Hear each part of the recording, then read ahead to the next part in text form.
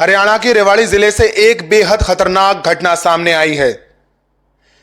21 साल की युवती ने शादी के 10 दिन बाद ही अपने बॉयफ्रेंड से अपने पति को मरवा दिया। यह लड़की तो सिया से भी 4 कदम आगे निकली, जिसने पूरी प्लानिंग के साथ यह मर्डर करवाया। दरअसल बात कुछ ऐसी है, तनु जो कि एक 21 साल की युवती है, उसकी शादी मोनू से कर दी जाती है, जो कि एक अरेंज मैरिज थी। शादी के 10 दिन बाद तनु के पिताजी उसके ससुराल से विदा करा के लाते हैं। गांव में ऐसा होता है, 2-3 बार ससुराल और मैके से विदा चलती रहती है। 8 जून 2026 को तनु मोनू को फोन लगाती है और पूछती है, क्या आपको मेरी याद नहीं आती? मोनू कहता है, क्यों नहीं आती, बहुत आती है मुझे आपकी याद। तो तनु कहती है कि अगर आपको मेरी इतनी ही याद आती है तो आप मुझसे मिलने आ जाओ। मोनू सोचता है कि अब तो हमारी शादी हो गई, मिलने में क्या हर्ज है। मोनू कहता है, ठीक है, मैं तुमसे मिलने ससुराल आ रहा हूं। तनु कहती है, पर किसी को बताकर मत आना, वरना लोग पता नहीं क्या क्या बातें बनाएंगे कि अभी गई है मायके और अभी तेरे को बर्दाश्त नहीं हो रही है। मोनू कहता है, ठीक, मैं किसी को बताकर नहीं आऊंगा। मोनू अपनी बाइक उठाता है और अपने ससुराल के लिए चल देता है। लेकिन जैसे ही मोनू अपने ससुराल पहुंचता है, वहां पर उसका इंतजार तनु का बॉयफ्रेंड सोनू और उसके 2 दोस्त अमन और हरिओम कर रहे होते हैं। ये तीनों लोग मोनू के नाक और मुंह दबा देते हैं, जिसकी वजह से उसका दम घुट जाता है और वह बेहोश हो जाता है। उसके बाद ये तीनों मोनू को जिंदा ही नहर में फेंक देते हैं और उसकी बाइक को वहीं उसके पास पार्क कर देते हैं। 2 दिन बाद पुलिस को मोनू की लाश बरामद होती है। मोनू के शरीर पर कोई भी जबरदस्ती, कोई भी चोट के निशान ना होने के कारण पुलिस इस मौत को एक एक्सीडेंटल मौत मानती है और एक नॉर्मल मौत मानती है। तनु भी पीछे पीछे घड़ियाली आंसू बहाने के लिए अपने ससुराल पहुंच जाती है और एक विधवा का पूरा रोल अदा करती है।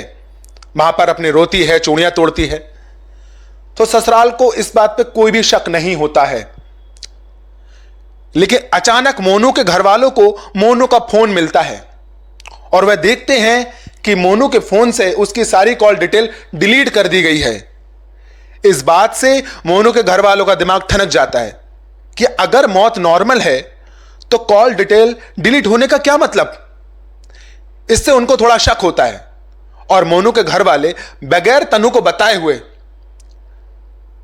उसके फोन की डिटेल रिट्रीव कराते हैं, जिसमें वह पाते हैं कि 8 तारीख को, जिस दिन मोनू लापता हुआ था, तनु और मोनू के बीच 49 बार कॉल की गई थी, जिसमें एक 3 मिनट की कॉल भी थी जो कि पूरी तरह से डिलीट कर दी गई थी। मोनू के घर वाले इस फोन को लेकर पुलिस के पास जाते हैं और पुलिस से कहते हैं, देखिए, जिस दिन हमारा बेटा लापता हुआ था, हमारी बहू और बेटे के बीच 49 बार कॉल की गई थी और जिसको डिलीट कर दिया गया। पुलिस इस बात को थोड़ा नॉर्मली लेती है और इतना ज्यादा ध्यान नहीं देती है।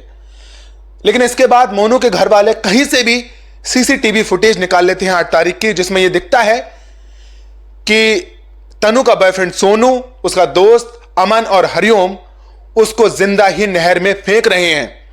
फिर पुलिस यह मानती है कि यहां कुछ तो गड़बड़ है। लेकिन 30 तारीख को उनके गांव में मुख्यमंत्री भी आने वाले होते हैं, जिस वजह से उन पर थोड़ा दबाव पड़ता है और यह लगता है कि ये घर वाले कहीं मुख्यमंत्री के सामने ड्रामा ना कर दे, जिस वजह से पुलिस इस बात को संज्ञान में लेती है और इस पर जांच पड़ताल करने लगती है। तनु को अभी तक कुछ पता ही नहीं होता है, क्योंकि मोनू के घर वाले ये सारे जो वारदात की जो खोजबीन थी वह तनु को बगैर बताए कर रहे होते हैं। फिर पुलिस तनु को हिरासत में लेती है, फिर उससे पूछताछ करती है, जहां पर तनु कबूल लेती है कि हां, मैंने अपने बॉयफ्रेंड और उसके 2 दोस्तों के साथ मिलकर मोनू को ससुराल बुलवाया, उसका नाक और मुंह दबाकर उसे बेहोश किया, फिर उसे जाकर नहर में फेंक दिया, जिससे ये सब लोगों को लगे कि ये नॉर्मल मौत थी। ये बात सुनकर मोनू के घर वाले सदमे से बाहर नहीं निकल पा रहे हैं कि एक शांत और सुशील दिखने वाली लड़की, उनकी बहू उनके बेटे को मरवा सकती है।